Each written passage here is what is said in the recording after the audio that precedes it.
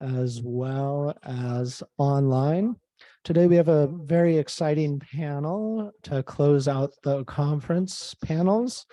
And first up, we're going to have Nazrin Gadimova, who is at Friedrich Schiller University of Jena in the Institute for Caucasus Studies.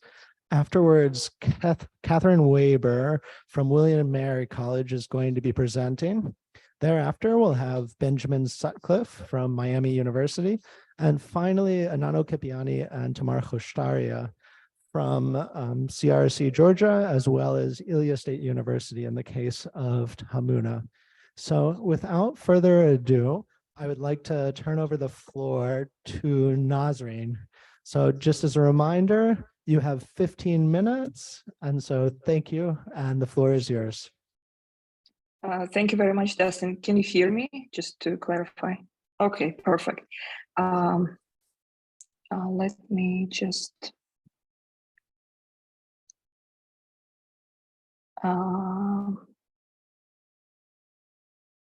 I just want to share the. Can I share the screen? And there should be the option at the bottom of the screen. I'm trying to share the, yeah.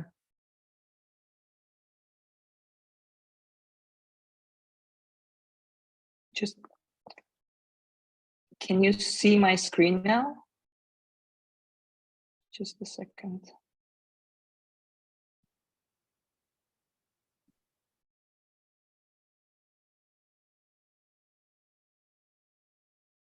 Maybe I will speak without the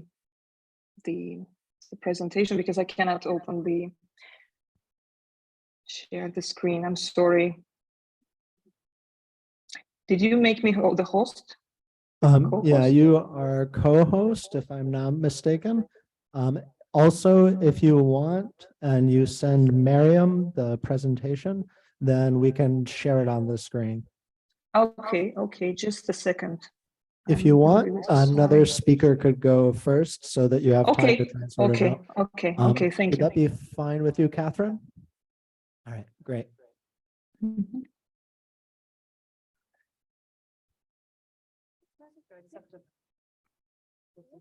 It works. Yeah, it will work. Okay.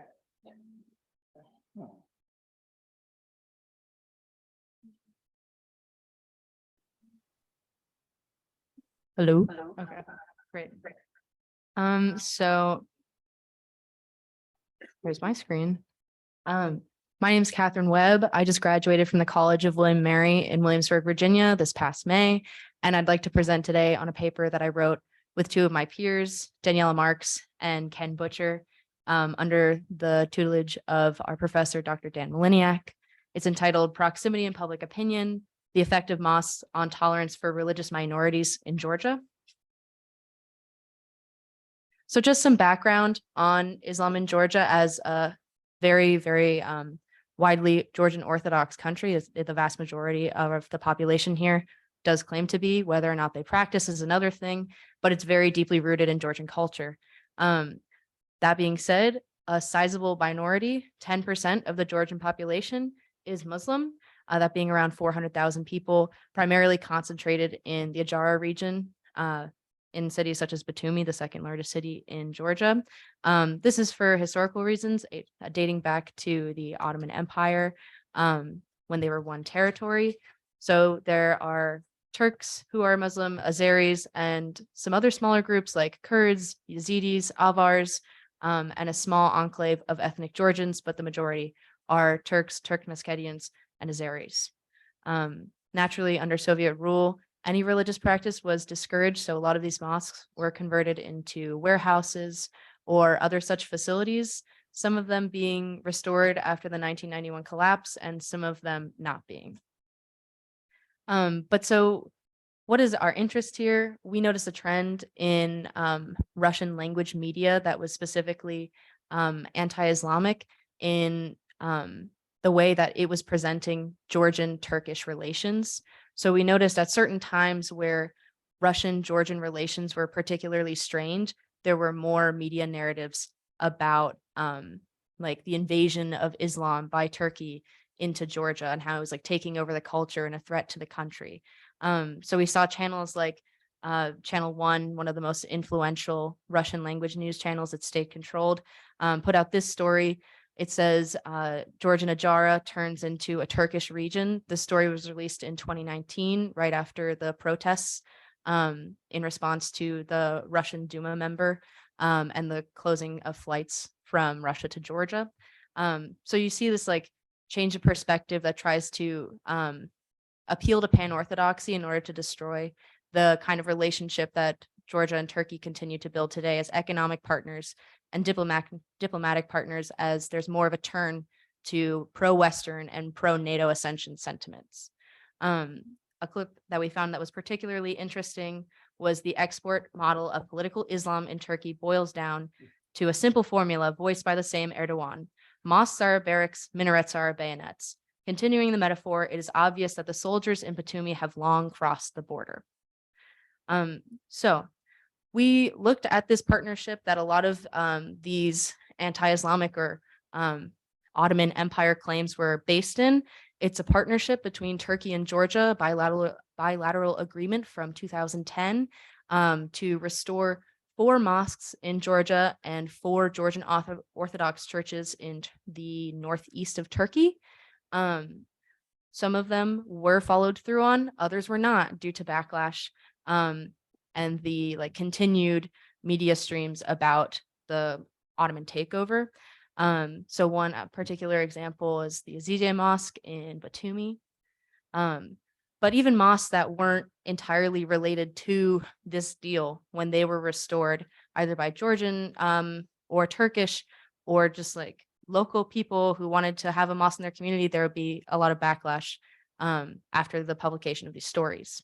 So our research question is looking at, it says, does proximity to mosques and passive interactions with Islamic religious sites have an impact on survey respondents' perceptions of Muslims in Georgia?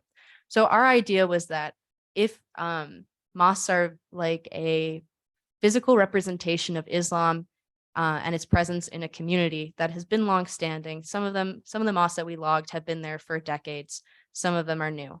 If you're passing them every day, you have more of a perception of Islam as a part of your community already.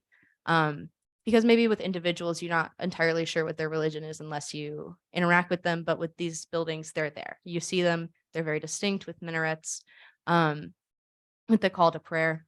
So we're looking at, are the people who are actually around these mosques the ones who are opposed to them, or are these outside people who don't have a pre-existing relationship with this population that are having this backlash? So we created a novel mosque data set. We collected all of the mosques in Georgia into our data set and mapped them. It was very extensive. And then we did a statistical analysis of CRRC public opinion data to find a correlation between respondents who were particularly answering in anti-Islamic or anti-Muslim ways and their proximity to mosques. So here's just a visualization of the mosque data set we made. We collected in total 274 mosques, primarily, as I said before, in Ajara and I think Kavemo-Kartli. It was all open source data, so there may be ones that we've missed. If anyone has any ideas on how I can collect more, please let me know. But so we took all the mosques in your 15-kilometer radius around your city center by municipality, and then we matched it to your responses to the CRRC 2021 Hate Crime, Hate Speech, and Discrimination data set. There are lots of questions that are based in religion. Here's an example. Religious diversity in Georgia is positive or negative for the country. 60% of people responded positively, 33 responded negatively, which is like a wide spread. It is, thank God, mostly positive, but you see some variation.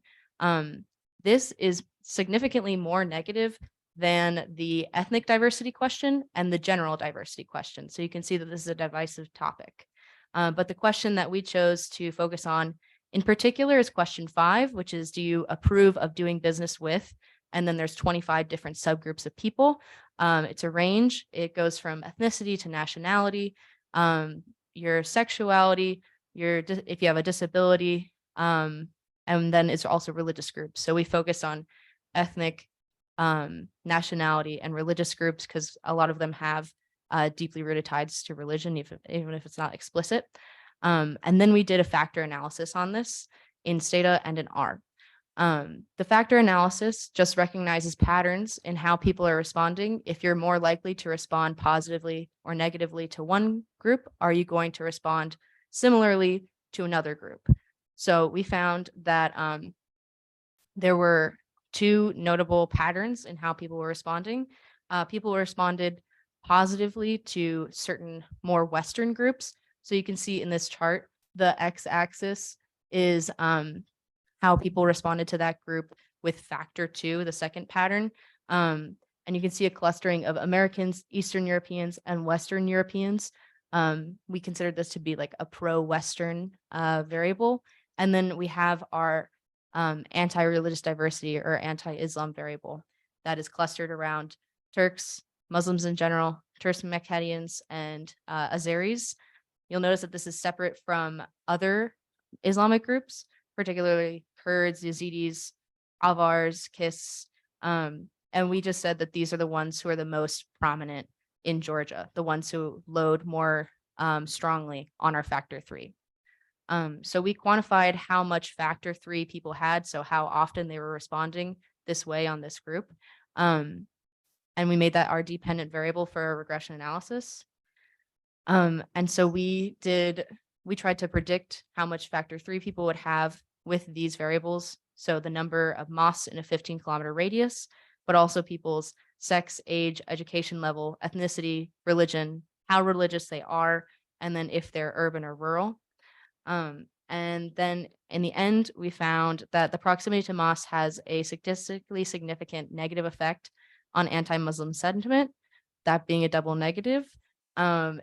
If you are around more mosques, you are more religiously tolerant in our regression analysis. This is just some preliminary results. We're looking to refine our work, but we're very excited to see this result as of right now.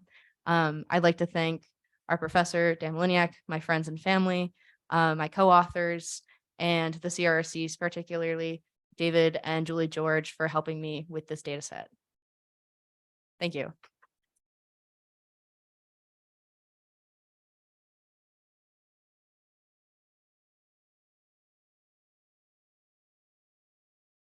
So thank you very much, Kathryn. Nazrin, are you ready? Yeah. All right, let's go. Great.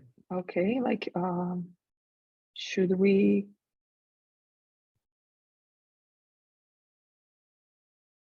Okay, thank you.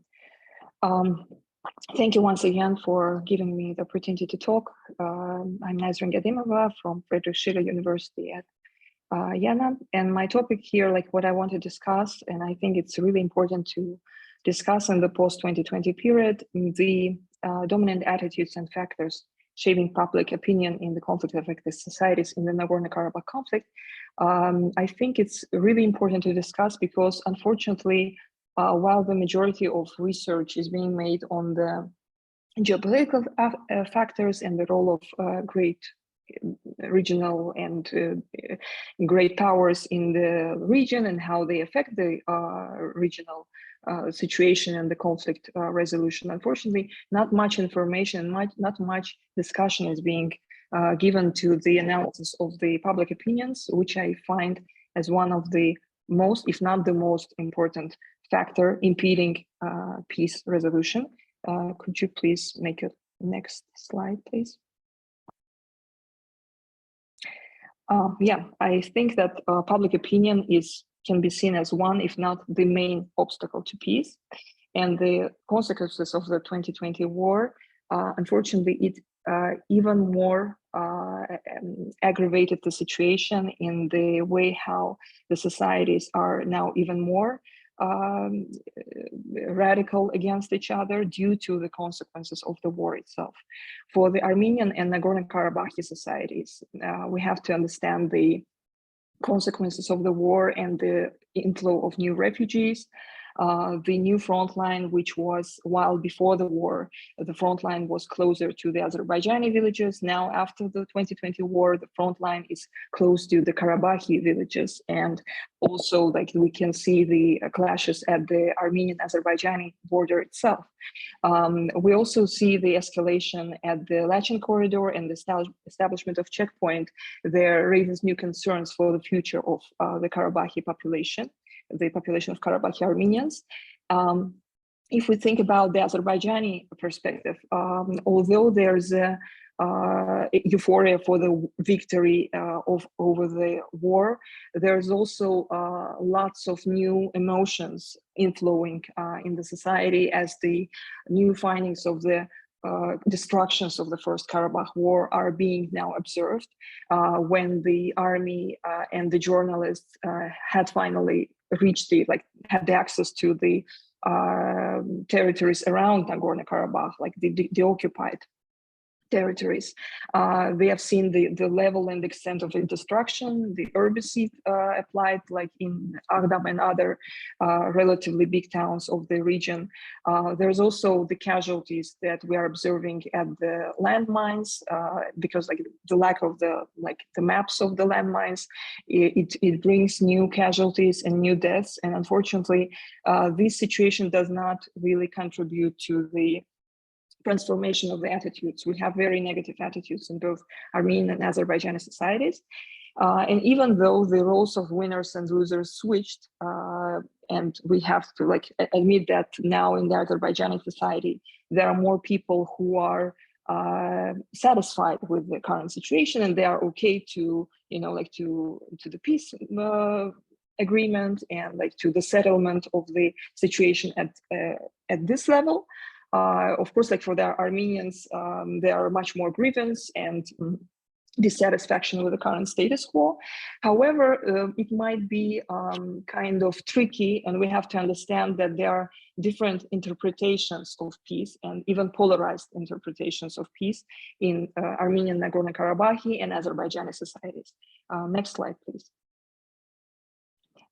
Here I wanted to show the survey results of the IRI held earlier this year in 2023 to show the extent of importance of Nagorno-Karabakh for the Armenian society and the perception of Azerbaijan and Turkey as the biggest political threat. And there's also one survey also held by IRI showing that there's also seeing Azerbaijan and Turkey as the biggest economic threat. So that even considering some kind of economic cooperation as a way for conflict transformation should be really considered with a pinch of salt, because the society in Armenian and Nagorno-Karabakh do see any kind of even cooperation with Azerbaijan as a threat, both economic and political.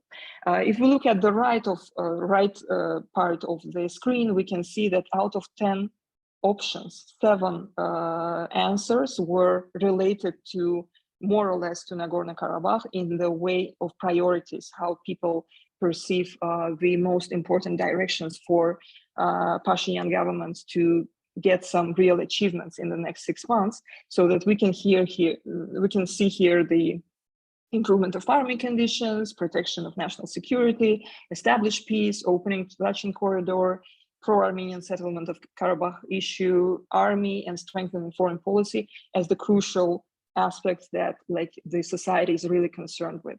Next slide, please. And here I'm very grateful to the CRRC team in Armenia that held a very interesting analysis of the opinion dominant in the Nagorno-Karabakh and Armenia.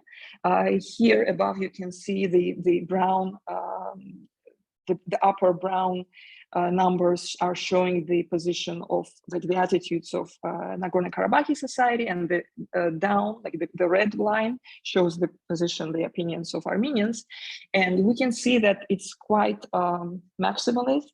It didn't quite change related, compared to the pre-2020 period. And again, the idea of independent state, of being part of Armenia, are still the dominant, the most popular options for the future of Nagorno-Karabakh. However, there is also a new option of being part of Russia, which is also like quite popular in Nagorno-Karabakh itself, although not quite popular in Armenia. Here I want to you to pay attention to the last three lines where it shows like some kind of compromise with Azerbaijan. The jointly administration over the region with Azerbaijan got minimums of support, like 0.2 and 0.8. The idea of being part of Azerbaijan with high autonomy, which was suggested by the Azerbaijani state, I'm sorry, before the war, but not supported and not suggested anymore. It is accepted by the Karabakhi Armenians of only 0.2% and Armenians of Armenia of 0.4%. And the currently like the dominant like proposal suggested by the Azerbaijani government, to be part of Azerbaijan without any autonomy, it's had absolute zero support. Like there was not a single voice among the like survey respondents who were in favor of such an option in Nagorno-Karabakh, and only 1 or 2 persons said in favor of that in Armenia. Next slide, please. Here it's interesting to look at the contrasting position of Azerbaijani society. The survey held by Agora also this year in 2023 shows that although the Azerbaijani society is more prone to normalization of relations with Armenia, like we can see that around 60% like were in favor of normalization. However, when we go into details, we understand that, like, first of all, very few of people, like less than 25%, believe that the relations, like the conflict between Armenia and Azerbaijan, can be resolved. And much more than 50%, like absolute majority, around 60%, do not believe in the coexistence of Azerbaijanis and Armenians in Nagorno-Karabakh. And almost around 75%, like around 70% of people do not support any status or any autonomy to be given to Nagorno-Karabakh. When we compare this graph with the previous one, the graph of the Armenian position, it shows that the opinions of the societies are absolutely incompatible. They are mutually exclusive, and unfortunately, like it might be really hard for the state leaderships to find a common ground that will satisfy both the Armenian and Azerbaijani societies. Next slide, please. Here I try to explain the factors that are shaping this attitude. We can divide them into 2 big sections, into top-down factors and bottom-up factors. When we talk about top-down factors, of course, there's a continuing turbulence and casualties at the front line. I added to the top-down factors because, like, it's spread through the news. And so, like, we are hearing this information mostly from the media, and the way how it's interpreted, of course, it also affects the public attitude. We should also, of course, add here the state and non-state propaganda in the way of official rhetoric, media, education, art, cinema, literature, music, and even parks and even monuments. Like when we think about the derogatory trophy park in Baku, which absolutely dehumanized Armenians in those mannequins, which were luckily removed then, and also the recent installation of the monument to the Nemesis operation in Armenia recently. It also raises concerns in Azerbaijani society because, like, for Azerbaijanis, it's like it has a different interpretation in terms like it's a monument to the people who killed many outstanding Azerbaijani officials of the early 20th century. So, like, I would say, like, it should be again accepted with the nuance, with understanding that Azerbaijani government is more radical, unfortunately, in the official rhetoric. It reserves to more nationalist narrative in all the aspects of the state propaganda. But we should also understand that there's also a non-state factors of propaganda and the media, which might be possessed by independent businessmen who also promote this nationalist narrative, both in Armenia and Azerbaijan. Here we can interpret this situation through two different dimensions as a cultural hegemony suggested by Antonio Gramsci. It's a Marxist theory suggesting that the dominant classes can, like the ruling class can spread some kind of cultural narratives and spread to different like aspects, but it's about the dominant class, or we should maybe interpret it from the perspective of cultures and symbols of conflict, suggested by Bartal, in the understanding that in national societies, it's not only limited to the dominant elites and the ruling class, but also to other aspects of the, like to all the actually maybe more or less influential classes and levels of society that then can affect the public opinion. And here I use the word of Frankenstein effect in terms that like the governments are satisfied with the current situation and they are supporting existing narratives, and it creates a vicious circle, unfortunately, because like the more they support this narratives, the more they are. Nazrin, sorry, just 2 minutes left. Okay, I will wrap up. Yeah, that's the problem. Next slide, please. And for the bottom-up factors, we should understand that it's an identity-driven conflict, and there's a huge legacy of the past. So it's not limited only to the propaganda, but also to the legacy of the First and Second Karabakh War, the Armenian genocide, and the role of Nagorno-Karabakh in public narratives. And unfortunately, like it's a deeply entrenched conflict that touches all the aspects of society. And like even the word Turk and Armenian is derogatory in our languages. Next slide, please. I will just briefly say that for alternative voices, they have very limited access and they cannot really affect the public opinion. There's a fear of state and public pressure, there's self-censorship, and even social media, which can be used as a way to transform public opinion. It's also a double-edged sword that can get a negative effect on the success of public of peace narratives. Next slide, please. So I'm trying here to show that surveys can be a good tool to find, if not the solution, but at least the channel through which the solution can be found.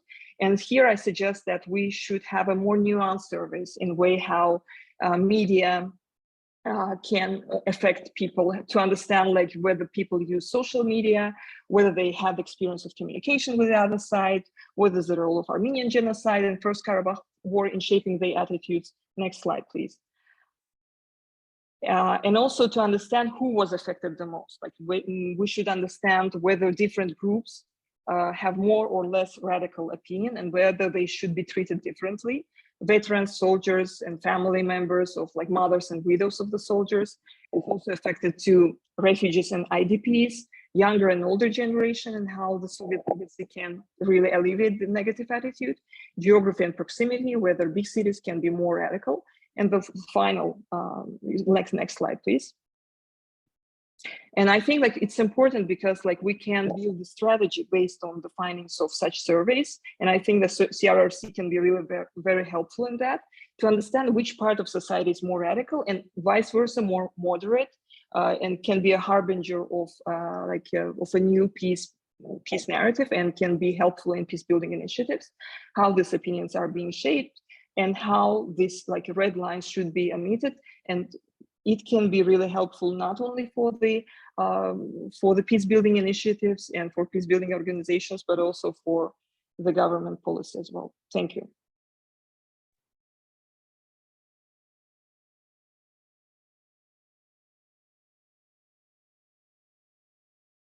Thank you very much, Nazrin. Now we have Benjamin Sutcliffe of Miami University speaking about Dialogue and the Shadows of Empire and the Russophone literary collection, A Time to Live. All right, thank you very much. I'm a literature person, so some of this methodology may be a little bit different.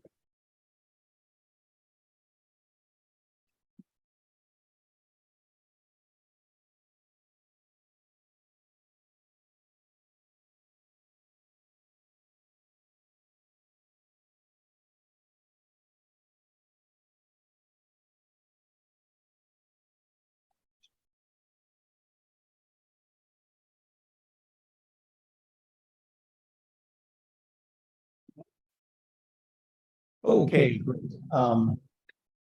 So I'm going to be talking about a very interesting literary anthology that was published in 2003. I mean, it's an external. Yeah.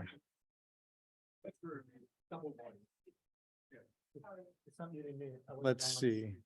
It was the Batman and this one. Oh, okay. Wait. Let's see. Is there still? You gotta turn off the volume on your computer. Oh, gotcha. Okay, how is that? Yeah. Okay?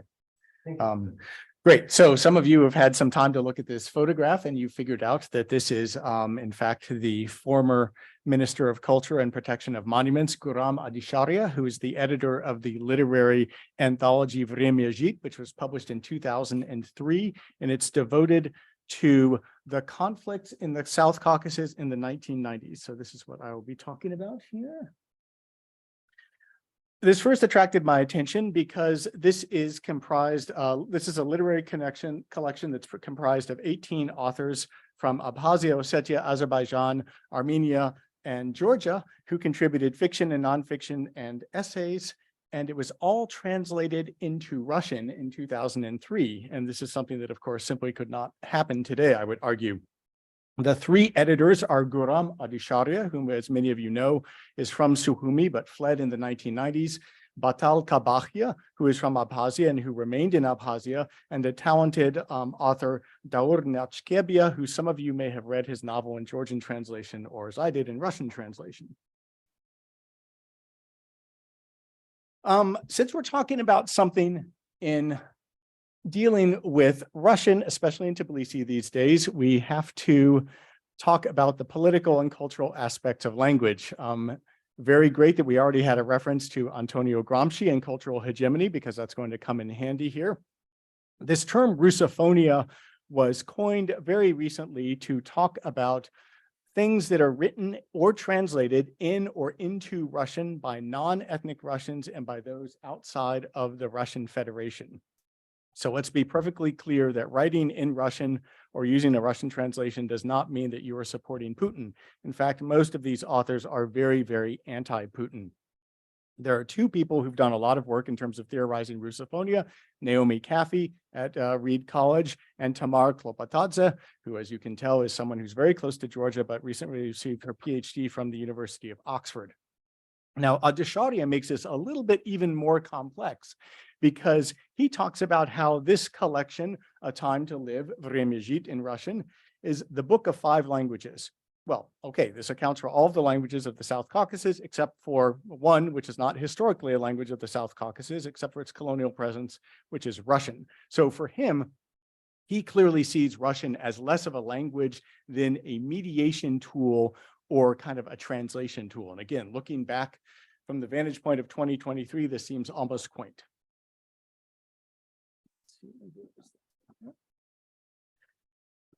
We need to talk about the post-colonial context of Russia and the South Caucasus. We've mentioned this quite a bit at this conference. And some of the big people to talk about post-coloniality are Gayatri Spivak, and closer to Georgia, Harsha Ram from University of Berkeley, and also Klopotadze. Klopotadze has been very interested in Russophone writing, post-coloniality, and particularly works by women authors. Think about the Armenian author Nerine Abgaryan. So how does this tie into A Time to Live, the collection?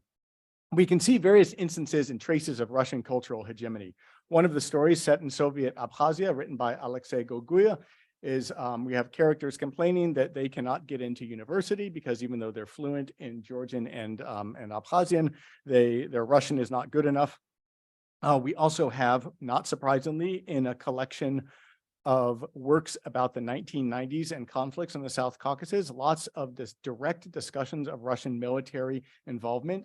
This is present in stories by Inal Pliev and Ara Nazaretyan. And there are 2 other elements of this post-colonial presence in this literary anthology. One is the style known as Chernucha, which is something that's inherited from late and post-Soviet Russian culture, which is a way of looking at the world that emphasizes humanity's bestial essence, violent essence. Again, these are narratives about war, no surprise, but this is something that is reproduced in this literary collection. Most of the authors who contributed, in fact, all of them, of course, grew up in the Soviet era, if you think about their age and the fact that this was published in 2003. Another element of this post-coloniality is something that Khoshtaria brings up, which is this idea of he wants the volume to serve as a way of facilitating people-to-people diplomacy, meaning readers in Armenia will read something in Russian by someone from Azerbaijan and vice versa. Readers in Ossetia will read something written by a Georgian in Russian. So ordinary people will find out about their recent neighbors and often current enemies. Now, this is something that's also directly related to late Soviet culture. In fact, I was a beneficiary of this people-to-people diplomacy idea when I went to the Soviet youth camp of Artek in 1987. So let's go to the next one here. So this very long quote, which I'm going to inflict on you, is by Khoshtaria. And it's very unusual because he talks about how he wants this literary anthology, A Time to Live, to be an unusual svoyobrazny, this is all from Russian, dialogue between writers. They're going to share their own voice and the voice of their people, meaning they will not lose their identity as someone from Armenia, someone from Azerbaijan, someone from Ossetia, but at the same time, they will experience the voice of the others. Those of you who know about the theory of Mikhail Bakhtin, you see dialogues very interesting here. And he believes that this will promote a world without war or violence. Again, 20 years later, we can see at one level, this is mistaken, but you can also see the kind of idealistic conception he has for literature. There's a number of different patterns in this literary anthology, and this is what we use kind of as our data in the field of literature. First, there's the actual structure. Not coincidentally, the editors arranged it so you read a story by someone who is from Azerbaijan, then a story by someone from Armenia, then a story from someone by Ossetia, then a story from someone by Georgia. You see sort of it's built in, this structured dialogue is built into the way the stories follow one another. There are also parallels. There's even a story by Rafik Taghi from Azerbaijan called in Russian Pakhozhia, similar. And it's about two villages. One is in Azerbaijan, one is in Armenia, and how they are separated by a road and they suffer the same sorts of problems during the war. Khoshtaria, in an interview that he gave to me a couple of days ago, actually, he said they tried to avoid including stories that evince aggression, which is fascinating because this is a collection of stories about the conflicts in the 1990s. The stories also repeatedly note it's unclear who began the conflict and why it happened. Two stories that are written about the conflict in Abkhazia, one very interesting one by Khoshtaria himself, bring up this very point. Finally, the anthology is also very interested in restoring lost ties in the South Caucasus. Now, we know that, of course, there was a relative period of peace during the Soviet era, at least until the late 1980s, but we also know that there were tensions that could not be voiced openly during the Soviet era. So, what happened afterwards and where did the money come from? In terms of the funding for this, it's very, very interesting. So the first literary collection, Vremya Zhit, A Time to Live, was funded by the Caucasus Forum of NGOs, which in turn received money from the Heinrich Hella Fund, which also, and it also benefited from International Alert, which is an NGO based in the UK, and also you have support from the European Union.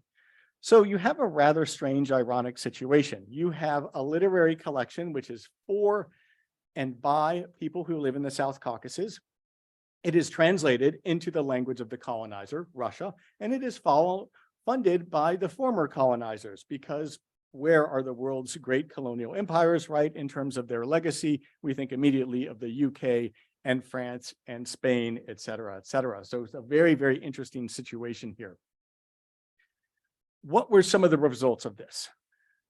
First of all, there were 3 other literary anthologies that were published in 2011, 2012, and 2013. These are all termed literary almanacs, Yuzhny Kavkaz. They're, again, all published in Russian. It's the same principle. And Interestingly enough, I was able to download all 3 of them free of charge, thanks to the National Library in Abkhazia. Very strange thing for an American to be able to do. Another consequence was a series of presentations that Adisharia and Kabakhia and Nachkebia gave throughout the South Caucasus. And this is absolutely something astounding if we think about the limited contact. They presented this volume, A Time to Live, in Yerevan. They presented it in Baku. They presented it in Nagorno-Karabakh, and here in Tbilisi and in Sukhumi. Very, very interesting. And apparently the reaction was very positive. So what is the takeaway here? To a certain degree, the volume is a failure. Literature failed to create peace in the Caucasus, right? This is 20 years later, and we still have many of the same problems, plus a bunch of other problems. However, given the almost complete lack of dialogue and contact between these cultures, especially in the sphere of literature, we can see that what Adisharia and Kabakhia and Nachkebia have been doing is actually something that's tentative, but extremely, extremely hopeful. And that's where I will end. So thank you.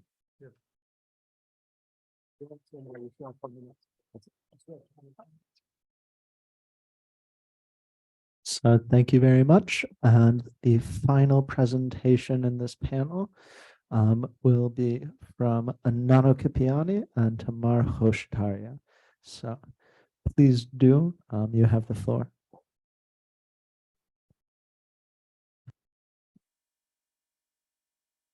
So, hello everyone.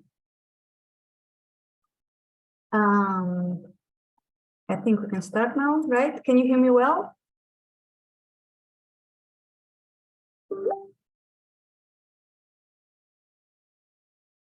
No? Yeah, we hear you loud and clear. Okay, great. So, just a second. Okay, so hello everyone. My name is Tamuna Khoshtaria, and together with my colleague from CRRC-Georgia, Anano Kipiani, we will present our paper, which is still works in progress. It's called Raising Tolerance Towards Diversity, Diverse Minority Groups from Childhood. And originally, we wanted to focus on young people, but then we decided to look at the whole picture and analyze people's attitudes towards different cultures, subcultures, and sexual orientations. Next slide, please.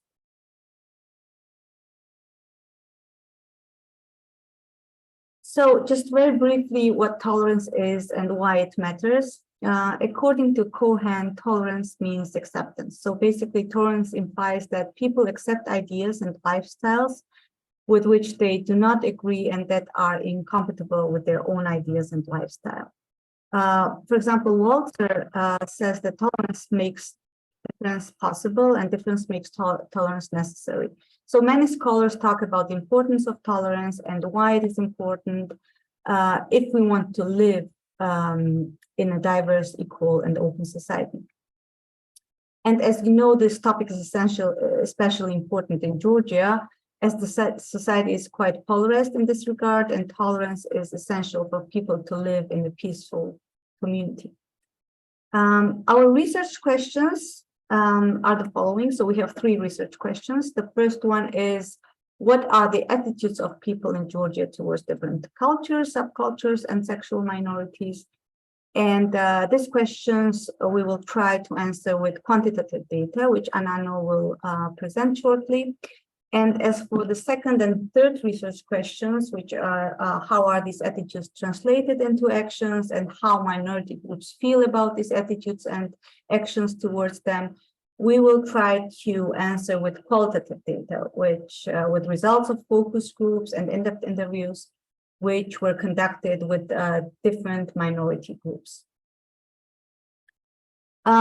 So just very briefly about the data that we are using. So the quantitative data is from a 2021 study on public's attitudes towards hate speech, hate crime, and discrimination in Georgia.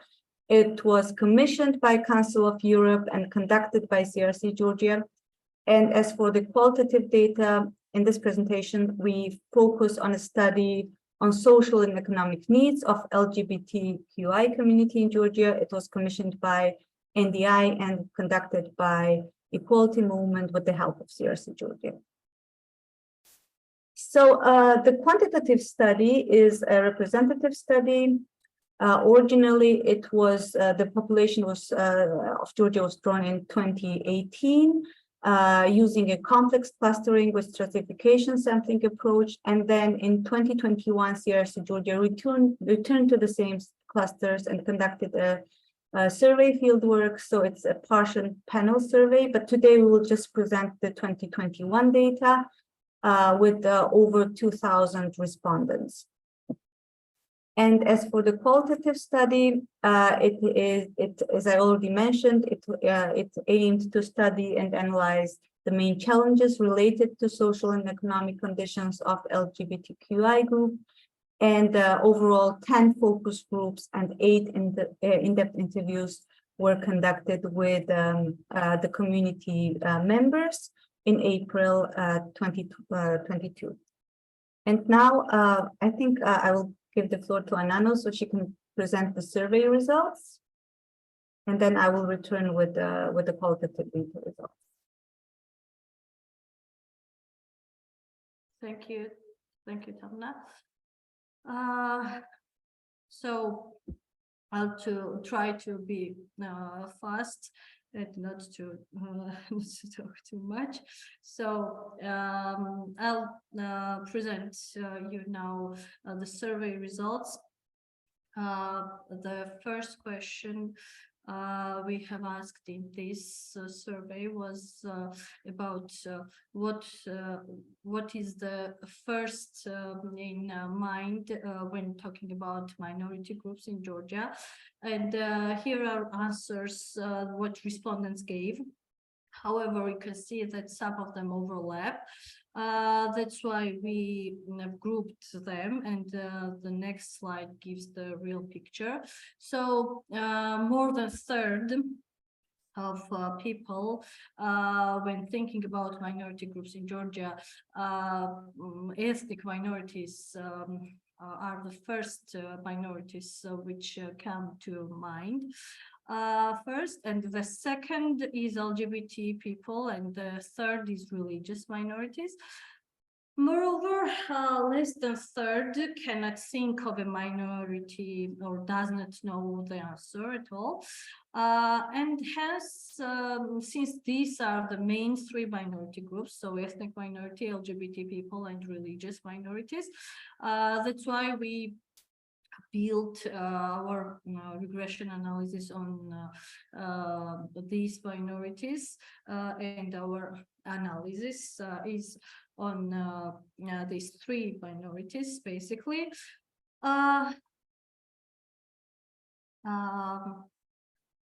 So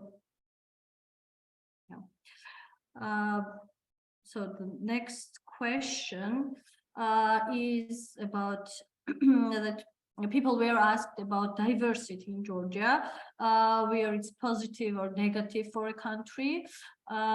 So you can see that majority, so 70% thinks it's positive, while fourth of people states as it is negative thing for a country.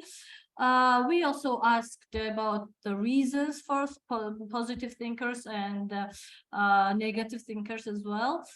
So positive thing, so people who think that diversity is a positive thing for a country, for Georgia.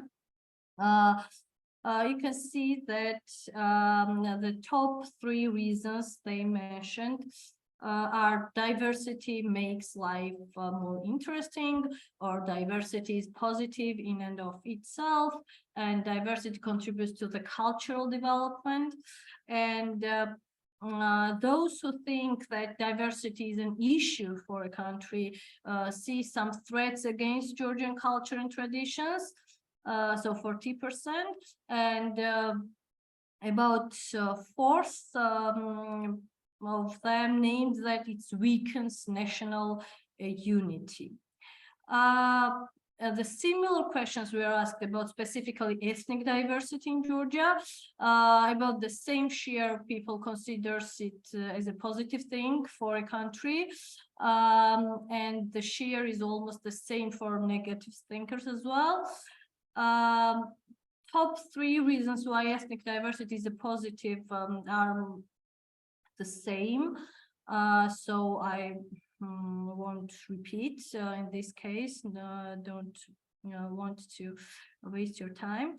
Well, the positive thinkers had the same reasons mostly.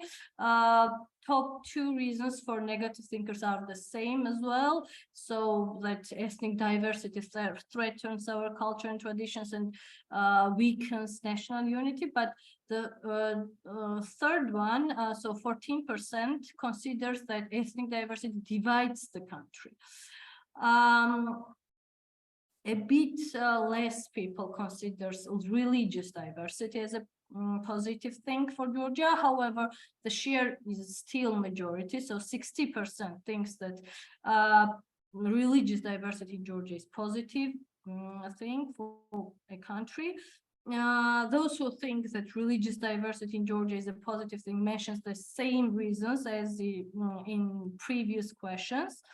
The reasons for negative thinkers are the same as it was for the questions about ethnic diversity.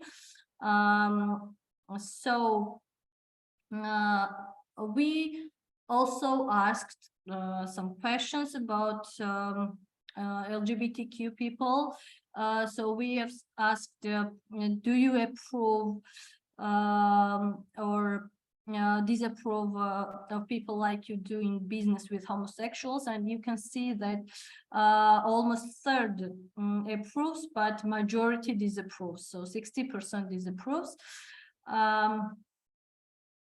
If we look at the least accepted neighbors, majority does not wish to have criminals and drug addicts as their neighbors, while almost half say the same LGBTQ people. Now I would try to take a look on some logistic regression models briefly. As our paper is a work in progress, we assume that some of them might be modified a little bit. In this case, we have diversity in Georgia, positive or negative, as a dependent variable, and explanatory variables are sex, age, settlement type, ethnicity, religious beliefs, and education level, and employment status, and having non-heterosexual family member, friend, or an acquaintance. In this case, ethnic and religious minorities are more for the diversity in Georgia than ethnic Georgians, and the picture is same for religious minority as well. Also, people with secondary or lower education are less likely to say the same than people with higher education. The picture is almost the same in case of ethnic diversity, and I would not waste your time as we have only 5 minutes left. In case of religious diversity in Georgia, picture is a bit changed compared to Orthodox Church representatives. Religious minorities in Georgia are 32 percentage points more likely to say that religious diversity is a positive thing for Georgia, while education still happens to be important indication of, let's say, tolerance. So when we talk about approving doing business with homosexuals, education still stays one of the important indications. Moreover, young people are more tolerant towards LGBT communities than older generations. And importantly, having LGBTQ plus family member, friend or acquaintance makes people almost twice more likely to approve doing business with homosexuals. Also, women, people in Tbilisi and ethnic minorities are fine to be more just to jump in, there's 2 minutes left. Okay, I'll skip this slide then and give the floor to Tamuna as well, because she should talk about more interesting findings from qualitative interviews. Tamuna, please. Yeah, so thank you. So I'll try to be very fast. So it is interesting to see what the society's attitudes are to minority groups, but now we would also like to present how the minority groups feel about these attitudes and actions. So now we'll present the experiences of minority groups that they shared during focus groups and interviews. For now, we will just focus on LGBTQI community because we don't have time. Next slide, please. So first, I will talk about, Anano, can you please switch to the next slide? Okay, so first I will talk about school experiences, just very briefly. Of course, the experiences are various. Not everyone has negative experiences, but some respondents recalled cases of verbal as well as physical and psychological violence. They talked about discrimination, bullying, which took place in schools, not only because they are, for example, expressing their sexual orientation, but also because of one's gender identity and because of the self-expression. So how they express their identity was a problem. For example, wearing different clothes or having different style, having different appearance, having different ethnicity, religiosity, all of these led to bullying and discrimination. Next slide.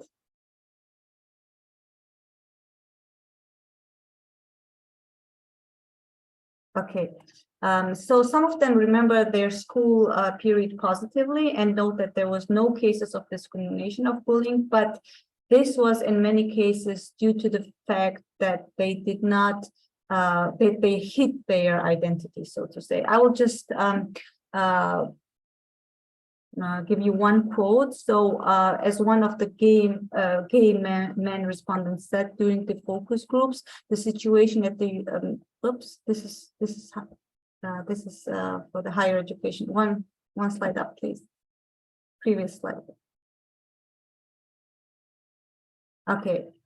So there was a problem. There was a problem mainly because of someone being different. It could be because of someone had a different voice tone, a different religion. I was studying in a rural school, and the problems were very deeply rooted.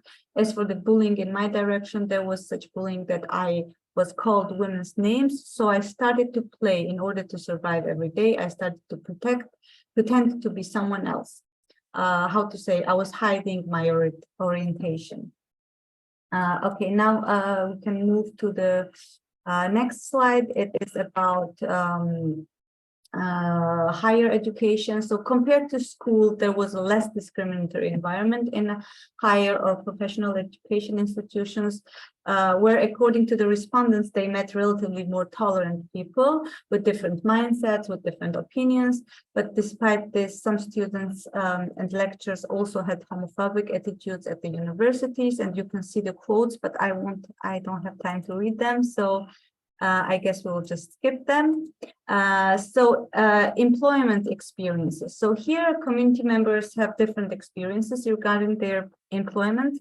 Some mention that employment is not a problem for them and that they work in various services, for example, as waiters, as bartenders, as consultants, and they also work in community organizations. But respondents say that problems start once they express themselves. And again, here you can see a quote.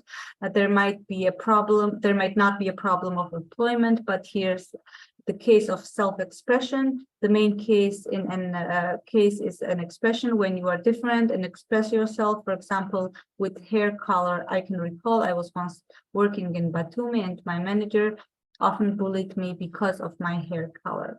So, and the other quotes are similar. I again don't have time to read them, unfortunately. Just a quick note that transgender women face the biggest obstacles in the labor market. Employers often turn them down because of their appearance, of their gender expression. And as a result, their primary source of income comes from sex work, which or effects of discrimination and violence are very frequent, as you can imagine. Okay, so could you wrap up? Yes, I will try to. So as for the healthcare, again, we have problems in the medical sense. So LGBTQI members are often harassed, bullied, and insulted in the medical sphere and the stuff. And again, we have quotes here, but I will skip that again.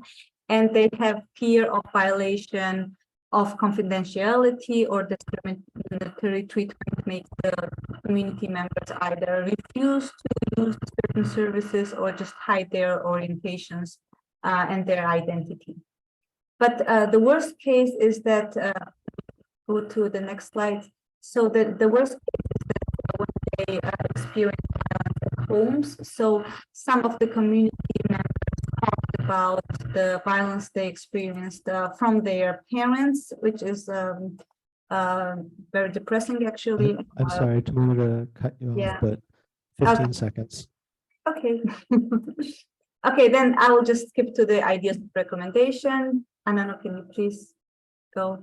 So these were our findings, more or less, but we think that our paper could turn into a policy paper, maybe, or a policy brief. So we are just working on some recommendations. They are mostly addressed to the Ministry of Education.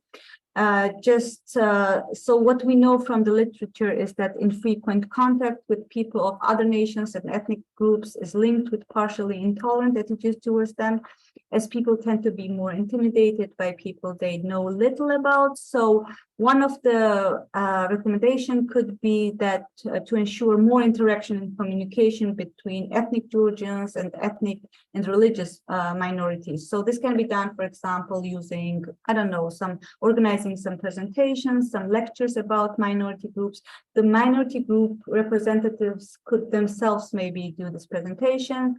So more knowledge and interaction between people who are minorities and not minorities could lead to higher acceptance and tolerance towards them. So that's one direction we are moving in. And as for the case of sexual minorities, we are thinking about maybe about introducing school subjects on human sexuality to raise awareness that being different is normal. So it's not only about sexuality, but generally about expressing yourself while you are different from others is a totally normal thing, and these needs to be addressed in the schools. Sorry, these were just ideas for recommendations. Thank you. And yeah, I think we used all of our time now. Thanks. We are, of course, open to any questions and ideas and comments about our study.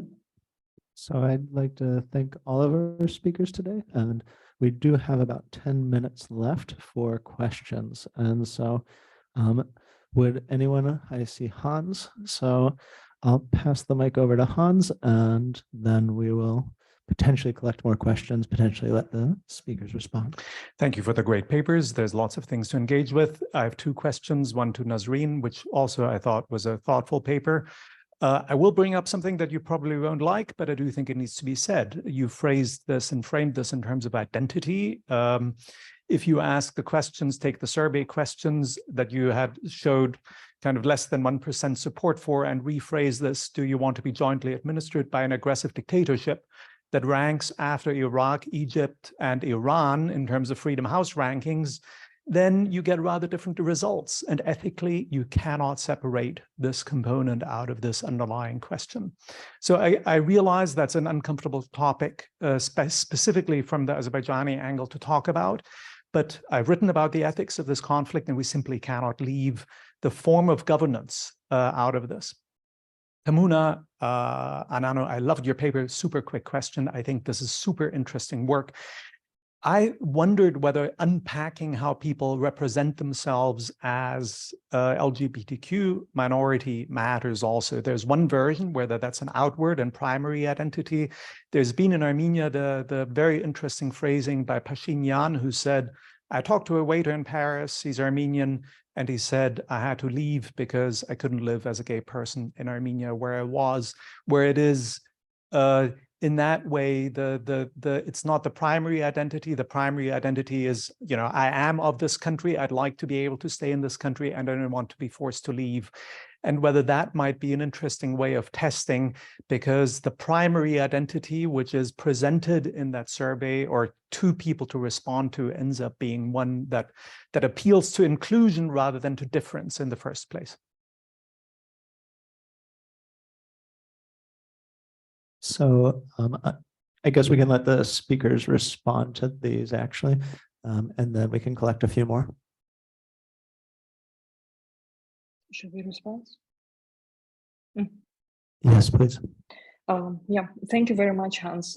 It's really very important. Of course, it's an elephant in the room that should not be missed when we are talking about the Nagorno-Karabakh conflict and the regimes currently, like especially in the case of Azerbaijan being indeed one of the most authoritarian and problematic like regimes in the world, like in terms of the protection of minority rights, etc. However, I would only say that, yes, it is true. And we should always take into consideration the regimes. However, there are also some nuances. And that's why I tried, unfortunately, like in a very brief way to cover all of them. Because if we look back at the history of the conflict, like we should understand that the conflict emerged in 1988 or even earlier, if we like discuss different interpretations, when there was no regime of Aliyev, like in Azerbaijan. There are some also like some discussions like even before the war in 2020 in Armenia and Nagorno-Karabakh, when they were like asked if like presumptuously, if Azerbaijan becomes democratic, will Armenians of Nagorno-Karabakh want to become the part of Azerbaijan, and they said no. And finally, it's important to understand the identity issue here. Although I would be cautious about like the speculating of the word, because like identity is both constructed and it has also some elements of primordiality. So like when we are talking about identities and the perceptions of the conflict, of course there's an element of propaganda, and in authoritarian regimes, of course, it's more there's a variety of literature explaining that, yes, like they are more radical and they use more nationalistic and militaristic rhetoric. However, it should not be limited only to the regimes, because there's also like issue of the deep narratives entrenched in the societies.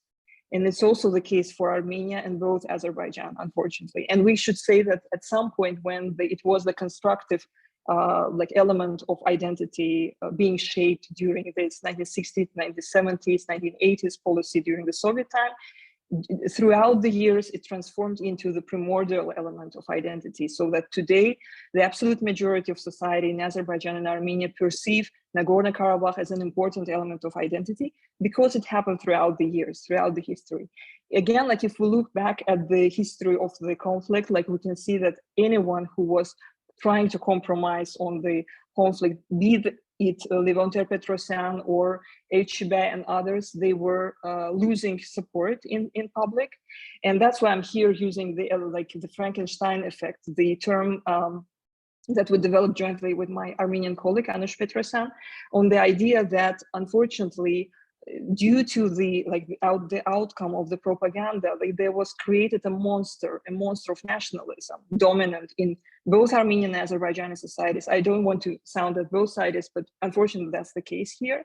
And when the societies like are so radical, the governments are limited in their actions.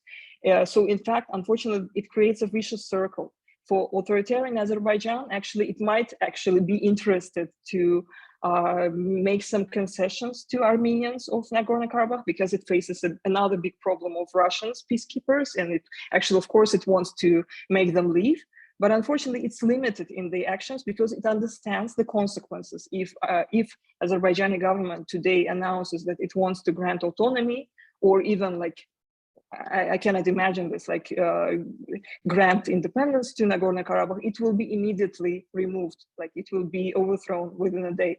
That's why we should understand the, I do accept, and of course it's like it should be always considered the regimes. However, they are always intertwined with the societies. We should understand like the nationalist, you know, like the theories, even like Brubaker and other theorists, they explain that the governments, they are being even shaped by the societies. That's why like it's so interrelated, and we should not differentiate one aspect of the of this conflict from another.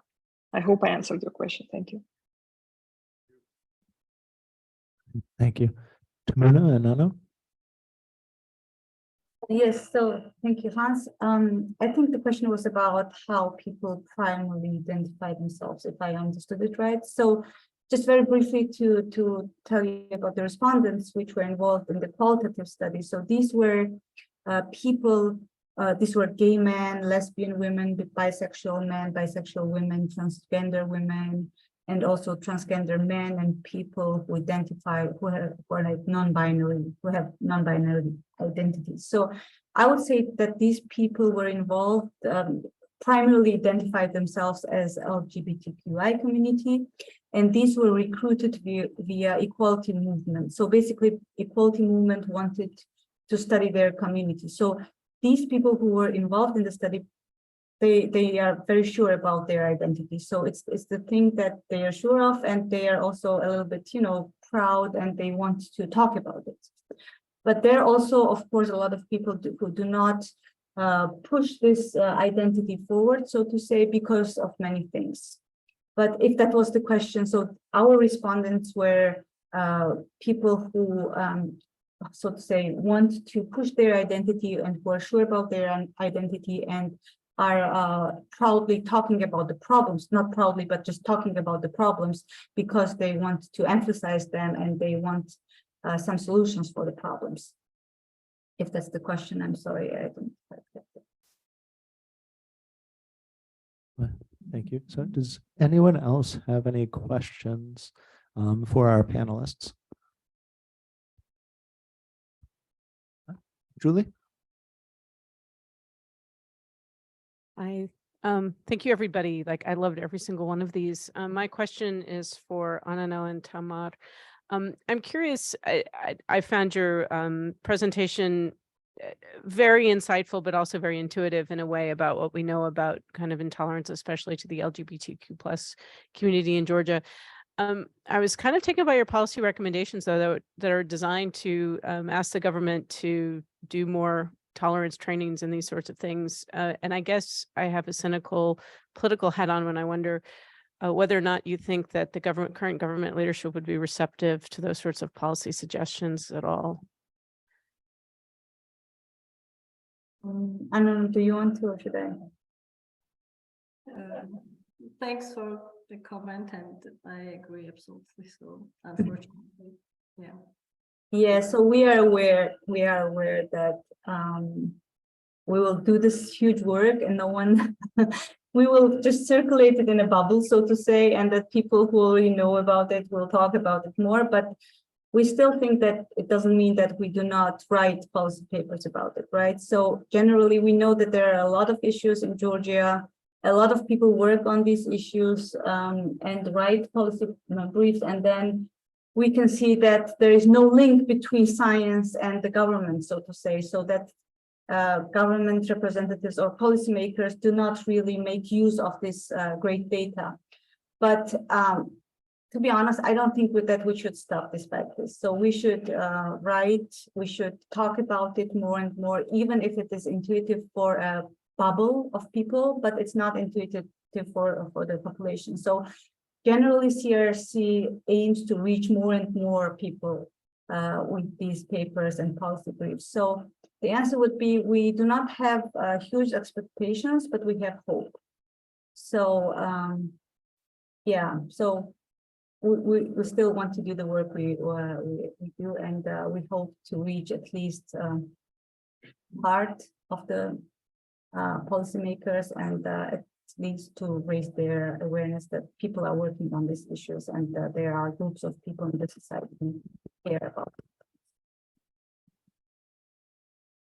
it. Thank you, Tamuna and Anano. Just as a closing remark, I sometimes get called from policy briefs I wrote 5 years ago from policymakers, and suddenly there's a moment to do something. So I would strongly encourage Anano and Tamara to keep working on this.